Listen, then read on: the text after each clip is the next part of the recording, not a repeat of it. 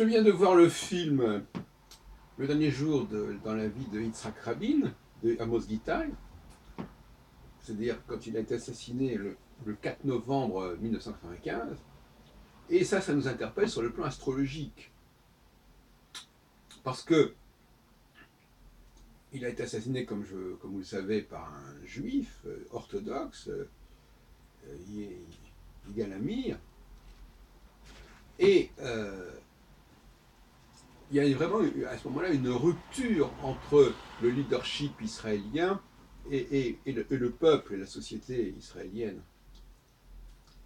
Et c'est tout à fait intéressant du point de vue du cycle de Saturne, puisque Saturne euh, voit le pouvoir, voit une sorte d'ascendant des chefs sur le peuple lors de la conjonction qui s'opère tous les 7 ans environ entre Saturne et une des 4 étoiles fixes royales. Et au mi-point de ces conjonctions, il y a une dépression, il y a une disjonction. Et à ce moment-là, le contrat social, la capacité pour les leaders d'imposer leur loi, si on peut dire, est complètement mise en question.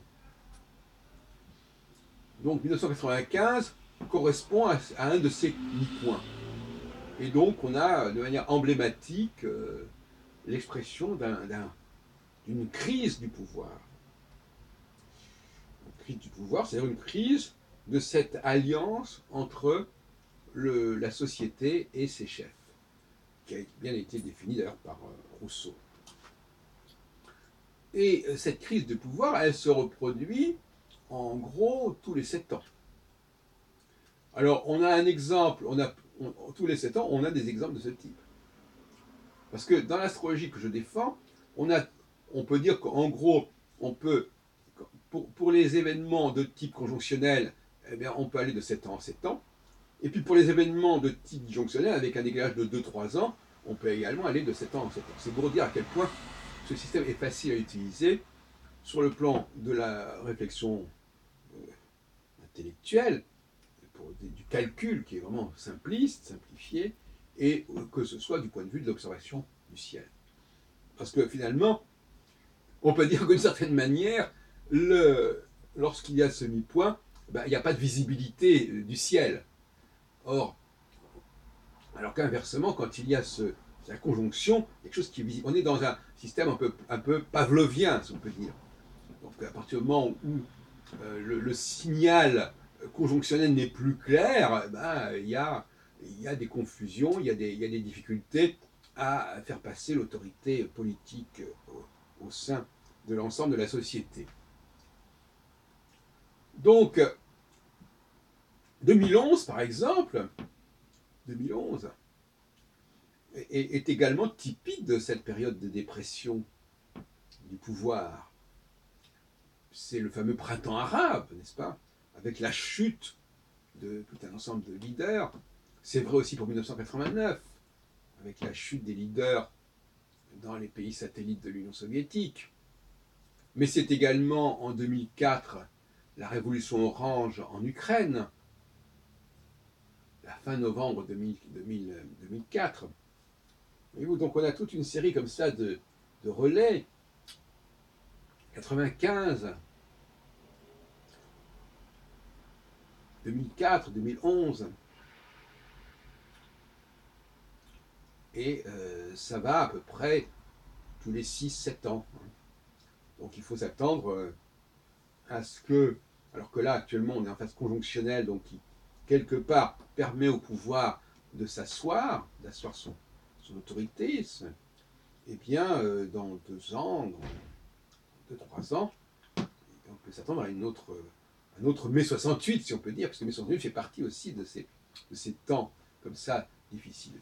Alors, le paradoxe dans tout ça, c'est que ce sont des événements extrêmement marquants, si on peut dire, par le côté de leur crise. Alors, ils font partie intégrante du cycle, de la théorie cyclique que je défends, mais en même temps, ils le sont en creux. C'est-à-dire que il n'est pas vraiment prévu dans le système initial qu'il y ait une dépression ou une défection ou une disjonction. Mais ça, c'est inévitable. Vous voyez ce que je veux dire? C'est un pis-aller, c'est une conséquence, une perte d'intensité, une perte de rythmique, bon, dont on doit constater l'existence, tout comme à la limite la nuit est une conséquence d'une absence de lumière.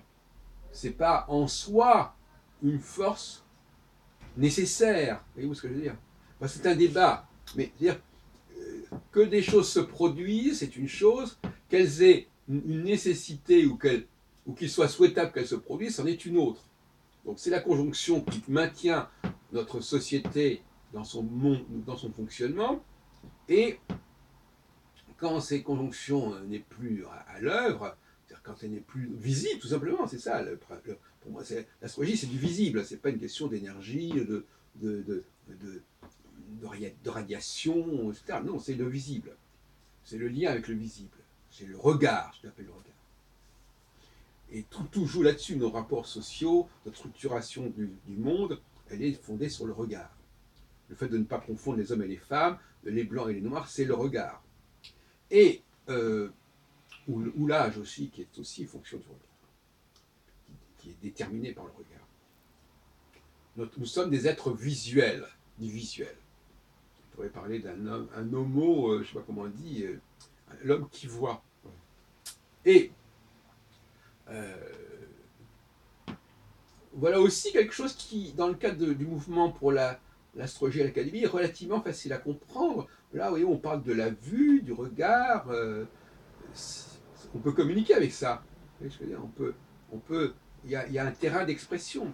J'ai déjà dit l'autre jour que l'astrologie devait commenter des événements, des situations que tout le monde pouvait observer et structurer des choses avec l'accord de tout le monde.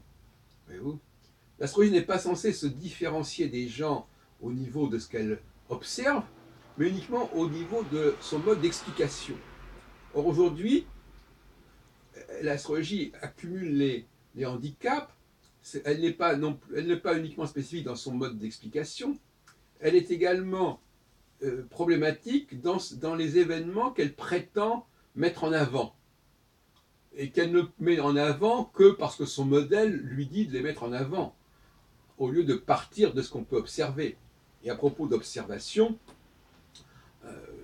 je me redis, je me répète peut-être, mais observer, c'est voir.